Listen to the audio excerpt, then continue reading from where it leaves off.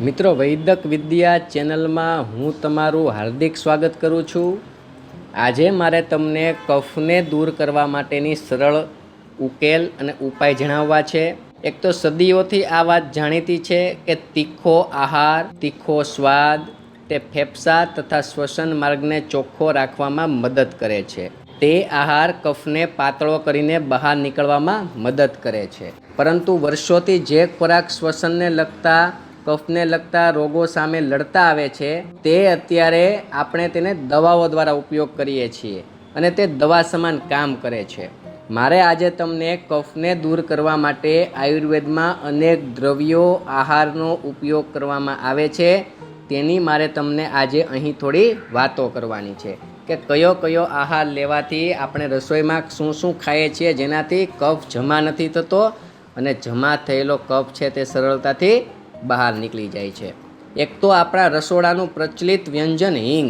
તો જાણીને નવાઈ લાગશે, પરંતુ હિંગ એ કફને દૂર કરનાર ગુણધર્મ ધરાવે છે। તે શ્વસન નળીમાંથી કફ તથા કફનો ગળફો દૂર કરવામાં મદદ કરે છે।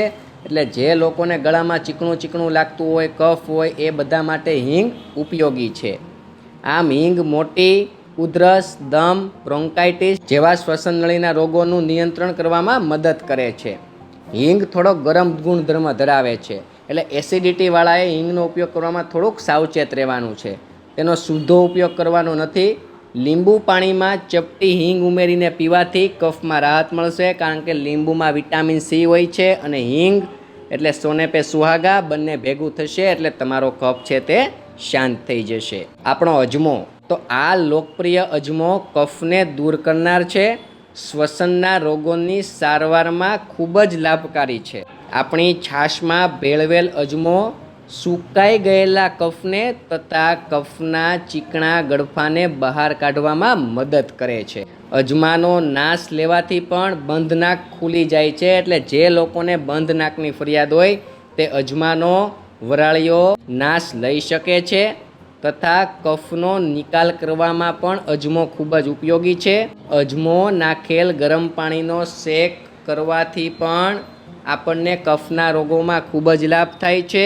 અજમો અને એક મીઠાની ગાંગડી તથા થોડુંક લવિંગ, આ ત્રણેય તમે ચાવશો અને તેનો રસ તમે ગળે ઉતારશો તો પણ તમને હઠીલો કફ છે તે છૂટો પડવા લાગે છે। અને જમીને જે લોકોને વાયુ અને કફ બંનેની સમસ્યા હોય એ લોકો અજમાનો મુખવાસ જમ્યા પછી થોડોક ખાય, તેનાથી તેને રાહત થાય છે। મારે એક જ તમને વસ્તુથી સાવચેત રાખવાના છે કે અજમો પણ ગરમ છે, એટલે પિત્ત ન વધે તેનું ખાસ ધ્યાન રાખવાનું છે। અમુક લોકોને મરચાં ખૂબ જ પ્રિય હોય છે અને મરચાં વગર તેને ભોજન ગળે ઉતરતું નથી, પરંતુ તીખા મરચાં જે ખાઈ શકે છે, જેની તાસીર મરચાં પચાવી શકે છે, એના માટે ઉત્તમ છે, કારણ કે કફનો નાશ કરી નાખે છે આપણા લીલા અને લાલ મરચાં। પ્રાચીન સમયથી રાઈ, મરચાં, લસણ આ બધા દ્રવ્યો કફના રોગો, શ્વસન તંત્રના રોગોને દૂર કરવામાં મદદ કરતા એવા છે। તીખી વસ્તુ કફના ભરાવાને તોડે છે તથા સાઇનસના રોગીઓ જે છે, જેને નાક બંધ છે, જેને મગજના ભાગમાં શરદી રહી છે, તેને તીખો આહાર ઉત્તમ છે, કેમ કે તે સાઇનસને દૂર કરવામાં મદદરૂપ કરે છે। અઠવાડિયામાં એકવાર તીખું મરચું જો ખાઈ શકાય તો ખાવાનું, કારણ કે તમને વારંવાર કફ થવાની જે સમસ્યા હશે તેમાંથી તમે બહાર નીકળી જશો। દવાઓ સમાન કામ કરે છે આપણું એકલું જ આ મરચું। હા, એક વાત જણાવું કે મરચાં ખાવાના ફાયદાઓ ચોક્કસ છે, પરંતુ માપમાં ખાજો, કારણ કે મેં તમને વાત કરી એટલે તમે સાંજથી જ તમે મરચાં શરૂ કરી દો તીખા, એ વાત વ્યાજબી નથી। આપણા શરીરની તાસીરને અનુકરણ કરજો। જે લોકોને એસિડિટી રહેતું હોય તે લોકો એકદમ તીખું તમતમતું ન ખાઈ શકે, તે એક વસ્તુનું તમે ધ્યાન રાખજો। અને ઇન્ટરનલ કોઈ પ્રોબ્લેમ હોય, ગરમ તાસીર હોય, એ બધા લોકો આ બધી ગરમ વસ્તુ ખાવામાં થોડું ધ્યાન રાખે અને થોડુંક માપમાં ખાય, અથવા તો એકવાર સલાહ સૂચન લઈને ખાય। લવિંગ, આ લવિંગ દેખાવમાં છે નાના, પરંતુ કફને કાઢવાના ગુણધર્મ ધરાવે છે। લવિંગને 30 ml પાણીમાં ઉકાળીને જે કાઢો બનાવવામાં આવે છે, એને 1 ચમચી પીવાથી તમારો કફ છે તે બહાર નીકળી જાય છે અને તે કફને બહાર કાઢવાની ઉત્તમ દવા બની જશે. આ વાત તમે બરાબર ધ્યાન રાખજો. અને લવિંગ આપણા રસોડાનું અને આપણા રસોડામાં પ્રાપ્ત થતું સરળ વ્યંજન છે. આ સાથે દિવસમાં 3 વાર મધ લેવું જોઈએ. જો તમે મધને ઉપયોગ કરશો તો સાચું મધ છે એ મેળવવું મુશ્કેલ છે, પરંતુ સાચું મધ તમે જો મેળવી શકો તો મધ છે એ પણ કફને દૂર કરવા માટે અને કફને મટાડવા માટેનો ઉત્તમ ખોરાક ગણો તો ખોરાક અને દવા ગણો તો દવા બંને છે. લવિંગનો ઉપયોગ રસોઈ તથા ચાના મસાલામાં કરવામાં આવે છે. પ્રાચીન સમયથી કરવામાં આવે છે, કારણ કે આ ઉત્તમ કફનાશક દ્રવ્ય છે. આ પ્રકારના ખોરાક પહેલાંના જમાનામાં હતા, તેથી જ આપણા વાત, પિત્ત અને કફ ત્રિદોષ શાંત રહેતા. વરિયાળી, તો વરિયાળી ખાવાથી પણ કફ અને પિત્ત બંને શાંત થશે. એટલે અમુક લોકોને કફ અને પિત્ત બંનેની સમસ્યા હોય તો તેવા લોકોએ જમ્યા બાદ વરિયાળી ખાવી જોઈએ. અને વરિયાળી છે તે આમ ઠંડી છે, પરંતુ કફને તોડનાર છે અને તે પાચક ગુણ ધરાવે છે, એટલે વરિયાળીનું સેવન પણ જરૂરી છે. આપણા સૂકા મેવાનું અંજીર, સૂકા અંજીર, તો સૂકા અંજીર એ પણ કફને દૂર કરવામાં મદદ કરે છે. અંજીરને હુંફાળા ગરમ પાણીમાં ધોવાના, ત્યારબાદ તેને પાણીમાં પલાળવાના અને ત્યારબાદ તેને સવારે ખાવાના. તમને આ પ્રયોગ કરવાથી ખૂબ જ ફાયદો થશે. કફ પણ દૂર થશે, સાથે સાથે તમારી કબજિયાત છે, કબજિયાતની સમસ્યા છે તે પણ ઓછી થઈ જશે. એટલે સૂકા અંજીર ખાવાથી પણ તમને ઘણા લાભ થશે. મારે તમને લસણ વિશે વાત કરવી છે. તો લસણ એ ઉત્તમ કફ દૂર કરનાર આહાર જાણવામાં આવ્યો છે. શ્વસન નળીમાંથી ચિકાસ કફને દૂર કરે છે.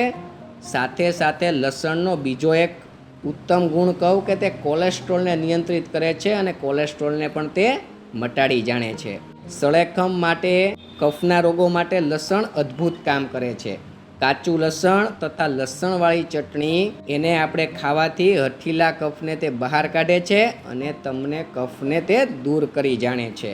લસણનો ઉપયોગ રસોઈમાં વધારે કરવો, કારણ કે જેટલો તમે લસણનો ઉપયોગ વધારે કરશો એટલા જ તમારા વાયુના રોગ શાંત રહેશે, કફના રોગ શાંત રહેશે તથા તમારા કોલેસ્ટ્રોલના મુદ્દા પણ ઊભા નહીં થાય અને તમારું જીવન પણ સરસ રીતે પસાર થશે. આદુ, તો આદુ વિશે હું વારંવાર કહેતો આવ્યો છું કે આદુ છે તે ઔષધ નથી, મહા ઔષધ છે. તે કફને અને વાયુને તે બંનેને શાંત રાખે છે. અને આદુ છે તે પિત્તને વધારતું નથી. જો માપમાં ખાવામાં આવે તો આદુ છે તે ત્રિદોષને મટાડનારું છે. આદુ ફેફસાને ચોખ્ખા રાખે છે. સ્ત્રોતસ અવરોધ ને તે દરેક સ્ત્રોતસ અવરોધને તે દ્વારને ખોલી જાણે છે. હોજરીના કફને બહાર કાઢીને તમારી ભૂખ ઉગાડે છે. આપણે આદુવાળી ચા પીએ છીએ, તો આદુવાળી ચા પીવાનો આ એક મોટો ફાયદો છે, તે કફને તોડી જાણે છે. આદુનો રસ અને મધ આ બંને સમભાગ લઈ, બંનેને સમભાગ 1-1 ચમચી લઈ તેને સવાર સાંજ પીશો તો પણ તમારો કફ તૂટી જાય છે અને મળ દ્વારા બધો બહાર નીકળે છે. અને અમુક કફ છે તે નાક દ્વારા પણ બહાર નીકળે છે, પરંતુ આપણા શરીરમાંથી કફ બહાર નીકળવો જોઈએ. અને આદુનો પ્રયોગ છે તે વાયુના રોગને પણ નાશ કરે છે, તમારા કફના રોગોને પણ નાશ કરે છે અને થોડા ઘણા અંશે તમારા પિત્તને પણ શાંત કરે છે. પરંતુ પિત્તવાળા લોકોએ આદુનો પ્રયોગ વિવેકમાં કરવાનો છે, તે વસ્તુ ખાસ યાદ રાખજો. આપણા આંગણાની તુલસી, તો તુલસીના પાન એ કફ કાઢનાર ગુણો ધરાવે છે, તે આપણે સૌ જાણીએ છીએ. કફ, તાવ, ઉધરસ, શરદી વગેરેમાં ખૂબ જ ઉપયોગી છે આપણું તુલસી. તુલસીના પાનનો રસ અને મધ આ બંનેને સમભાગ લેવાથી કફ તૂટી જાય છે. અને તુલસીના પાનને તમે ચાવ્યા કરશો તો પણ તમારો કફ છે તે તૂટી જાય છે અને બંધ નાક પણ આપણું ખુલી જાય છે. તુલસીના પાનનો નાશ લેશો તો તમારું બંધ નાક પણ ખુલી જાય છે. મેં આગળ તમને વાત કરી, હવે તમને વધારે વાત કરું મધ વિશે. તો મધ છે એ કફને દૂર કરનાર આહાર છે અને મધ છે એન્ટીઓક્સિડન્ટ છે. મધ એ કફને દૂર કરીને શરીરને શક્તિ આપે છે અને મધ છે તે ઉત્તમ પાચક દ્રવ્ય છે. મધ સાથે આદુ, અરડુસી, તુલસી આ ત્રણેયનો રસ સમભાગ લઈ એમાં થોડુંક મધ ઉમેરી તમને આ સવાર સાંજે 1-1 ચમચી લેશો તો પણ તમારા શરીરમાંથી ગમે એવો હઠીલો કફ હોય તે જળમૂળથી બહાર નીકળી જશે અને તમને કફ છે તે મટવા લાગશે.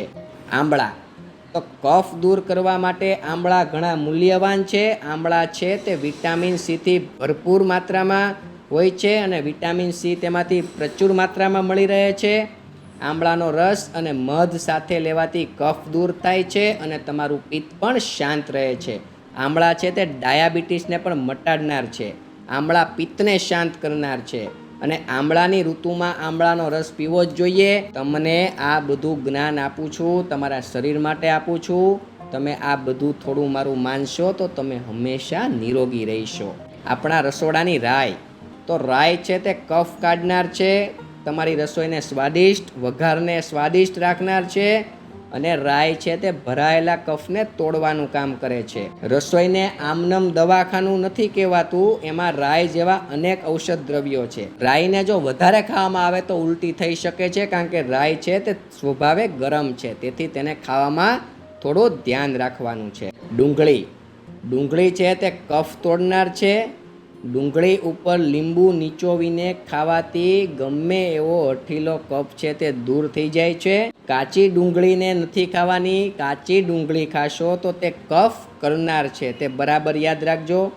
શિયાળામાં ડુંગળી અને લસણ ખાવું જોઈએ, કારણ કે તમને ઠંડીને કારણે કફ જમા ન થાય અને તમારા શરીરમાં થોડો ગરમાવો રહે, એના માટે તમારે થોડું ડુંગળી અને લસણનું સેવન કરવું જોઈએ.